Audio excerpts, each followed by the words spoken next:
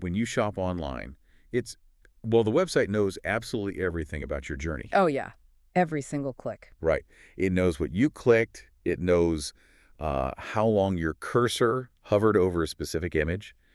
It even knows that you put a pair of running shoes in your cart, stared at the total for like 3 minutes and 14 seconds, and then closed the tab in an absolute panic. Yeah, you're essentially leaving this, glowing digital fingerprint on every single pixel of the screen.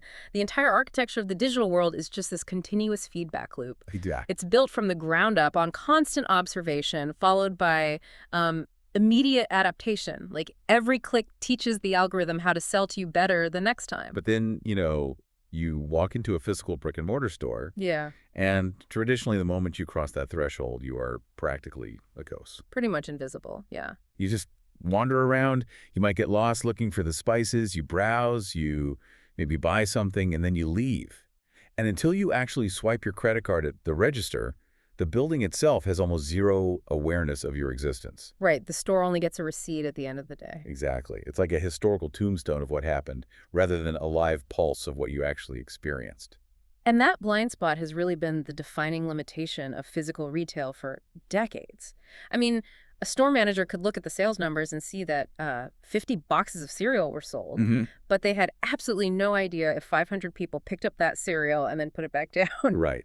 But that invisibility cloak is disappearing, and it's disappearing fast. Welcome to today's Deep Dive, where we're exploring exactly that. We are diving into this really fascinating article by retail analyst Sheesh S., published on April 1st, 2026, titled, "The Store is Becoming a System That Learns." It's a great piece, really breaks down the shift. It really does.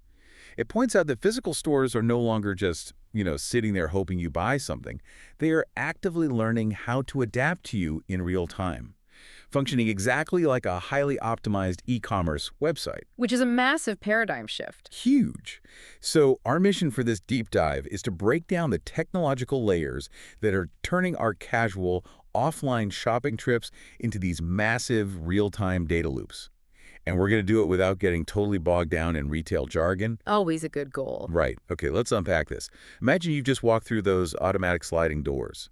To understand how a store learns, we first have to understand how we, the shoppers, physically move through it. Exactly, because you can't optimize a store if you don't know the flow of traffic. If a retailer doesn't understand macro movement like the literal flow of human bodies through a building, nothing else they measure really matters. That makes total sense. Yeah, and the analyst highlights this startup called Ariadne to illustrate this foundational layer. Ariadne essentially maps the dynamics of the store, so footfall, how long people dwell in specific zones, and the actual physical paths they carve through the aisles. The detail that jumped out at me there is how they actually pull this off. Because the source explicitly notes they capture this movement without relying on camera infrastructure. Yeah, no cameras. Wait, if they aren't using cameras, they're using our mobile signals. Yeah. Doesn't that completely change how we think about moving anonymously through a physical space? I mean, is this the physical equivalent of a website tracking our mouse movements? What's fascinating here is how it actually preserves anonymity while delivering the precise data the store needs. Okay, how so? Well, to answer your question about the mechanics, your smartphone, whether it's an iOS or Android device, is constantly sending out these little digital pings. Like it's searching for something. Exactly. They're called probe requests. Your phone is basically looking for familiar Wi-Fi networks or Bluetooth connections. It's essentially whispering, "Are any of my known networks here?"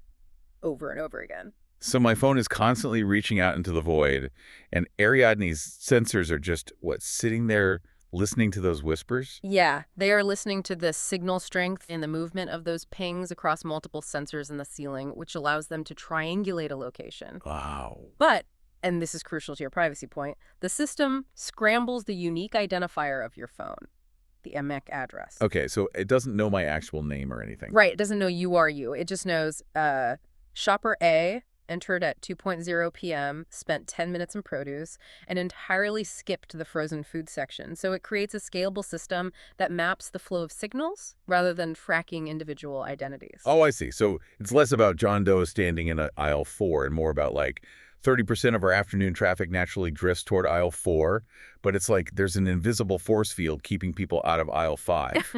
That's a great way to put it. It's like finding the physical desire paths of a building. Yes. And that macro-level awareness is just invaluable for these teams. When a retailer has a continuous, scalable view of those desire paths, they can stop guessing. Right, no more trial and error. Exactly. Instead of an architect hoping a layout works based on a blueprint, the building itself tells them where the friction points are. They can literally see if a promotional display in the center aisle is drawing people in, or if it's just, creating a physical roadblock that frustrates shoppers. That makes them turn around and leave. Precisely. It allows them to refine layouts based on real movement and even align their staffing with actual demand. All right, so we've navigated the aisles, guided by that invisible flow that Ariadne is tracking, and now you've stopped. You're standing right in front of the shelves. The moment of truth. Yes, because knowing how you walk through a store is one thing, but the ultimate moment of truth happens when you stop in an aisle and reach out your hand. That takes us from macro movement to micro interaction. Right, the transition from flow to focus. And this is where the source introduces the second layer of visibility, highlighted by a company called ShopperAI. ShopperAI. Yeah. While Ariadne handles the broad strokes of movement, ShopperAI focuses intensely on what happens the moment a shopper engages with products at the shelf. And unlike Ariadne, ShopperAI does rely on cameras. They do, yes. The source specifies they use computer vision applied to the store's existing camera systems to observe these interactions. And here's where it gets really interesting. I want to bring back that e-commerce analogy. Okay, let's hear it. When I'm shopping online, if I put a heavily reviewed, really expensive moisturizer in my cart, open a new tab to read reviews, get completely overwhelmed by the price, and delete it from my cart, the retailer tracks that. Yep, the classic abandoned cart. Exactly. That is an abandoned cart metric. In the physical world, if I pick up 2 different jars of peanut butter, flip them over to compare the ingredients, sigh, and put one back. ShopperAI sees that indecision. Are we basically bringing the precision of website A/B testing to physical jars of peanut butter? That is the perfect way to conceptualize it. Computer vision algorithms are trained to recognize specific human kinematics like the actual mechanics of how we move. So it's not just recording me staring at the peanut butter. No, the camera isn't just recording video for a security guard to review later. The AI is identifying a hand extending, grasping an item, the duration of time that item is held, and whether it goes into a basket or back onto the shelf. That's wild. It captures the exact moment intent is formed or abandoned, so it allows brands to immediately understand how their products perform in context. So a brand previously only knew they sold 0 jars of that peanut butter on a Tuesday. Now they know it was picked up, examined, and rejected 50 times that same day. And that completely changes how a brand responds. If it's rejected 50 times, maybe the price point is visibly wrong or the packaging text is too small to read. Furthermore, ShopperAI observes the condition of the shelf itself. It catches out-of-stock conditions instantly. Oh, wow. And it monitors what the industry calls planogram compliance. Planogram compliance always sounds so clinical to me. Basically, if a premium brand pays the grocery store a lot of money to have their specific products placed exactly at eye level, but the late-night stocking crew was rushing and shoved them all on the bottom shelf, the brand is losing money. Exactly. So ShopperAI acts as the auditor, instantly recognizing that the physical reality doesn't match the agreed-upon blueprint. Right. It translates visual data into immediate operational truth. First, the store mapped how you moved to the shelf with Ariadne. Now, it has mapped how you interacted with the shelf using ShopperAI. But your journey as a shopper doesn't happen in a vacuum. A physical store is a highly complex, incredibly chaotic ecosystem. Chaotic is definitely the right word for it. Right. I mean, picture a massive grocery store on a Sunday afternoon. While you were debating which peanut butter to buy in aisle 7, someone has dropped a massive glass jar of pasta sauce in aisle 3. Always aisle 3. Always. There's a huge line of carts backing up at the only 2 open cash registers, and the delivery truck out back is somehow blocking the loading dock. Individual data points about movement and shelf interaction are great, but how does the store manage all of those environmental factors at once? All of these isolated sensors need a brain. Which brings us to the third layer of the analyst breakdown, the broader environment operating in real time. And the company highlighted here is Worlds.io. Worlds.io, okay. Yeah, Worlds provides this overarching intelligence by instrumenting the physical environment using something called sensor fusion. Sensor fusion. I'll be honest, that sounds like a buzzword invented for a sci-fi movie. How does that actually work mechanically?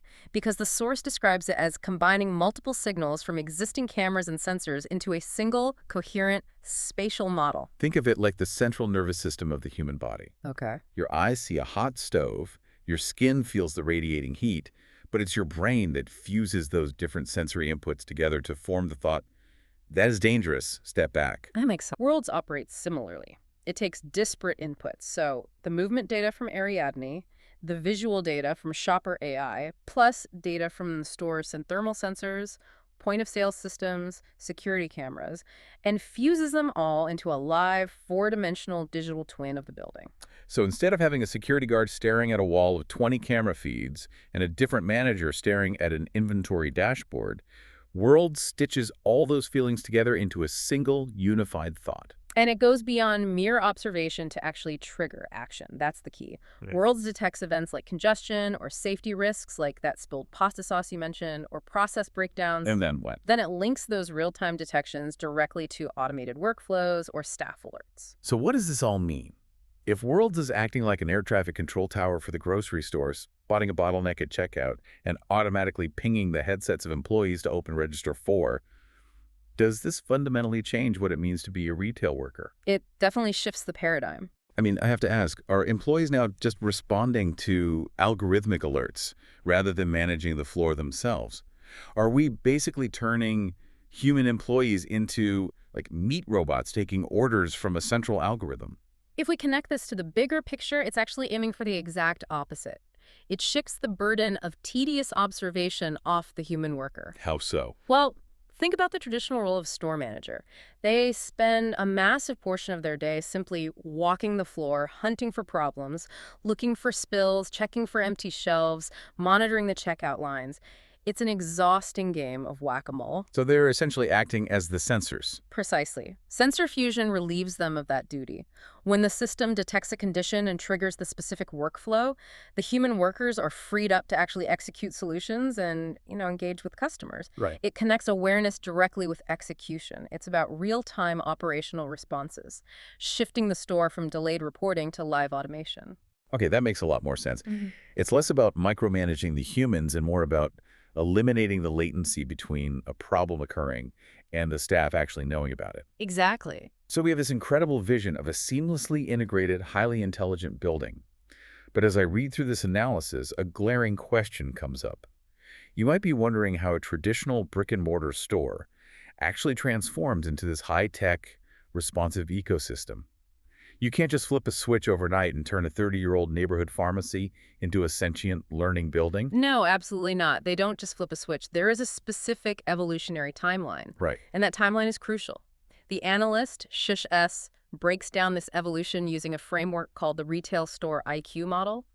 It acknowledges that stores do not become intelligent all at once. It's a step-by-step progression. Let's walk through the stages of that IQ scale because it really grounds all this high-tech theory in physical reality. Yeah. The source outlines it from IQ1 to IQ5. Yeah, so at the very bottom, IQ1 and IQ2, this is the baseline. The store is starting to get connected, maybe generating some data, but the insights are totally fragmented. Like they have a security camera, but it doesn't talk to the cash register. Right. The analyst notes that deploying something like Ariadne to track movement helps retailers establish IQ2 and move into IQ3 because they finally map the flow. And what does IQ3 look like? IQ3 introduces structured analytics and a unified data foundation. You aren't just collecting data, you are organizing it. Okay. And then IQ4. IQ4 is about orchestration and coordinated action across systems. This is where ShopperAI adds insight. By adding that detailed, actionable insight right at the shelf, the store isn't just recording that a shelf is empty, it's orchestrating a restock alert. Got it. And then the pinnacle of this model is IQ5. This represents the continuously learning and adaptive store driven by live feedback loops. Worlds, with its sensor fusion, stretches a retailer from IQ3 all the way to IQ5. It's an elegant framework. But looking at this 1 to 5 scale, it sounds incredibly complex and, honestly, prohibitively expensive. Well, But this brings up a critical detail from the source material. All 3 of these startups, Ariadne, ShopperAI, and Worlds, are part of the Microsoft for Startups Pegasus program, which is curated to help enterprise environments integrate these solutions securely and efficiently. yes. But I have to ask, is reaching this fully adaptive IQ5 only a reality for massive, deep-pocketed mega brands? Yeah.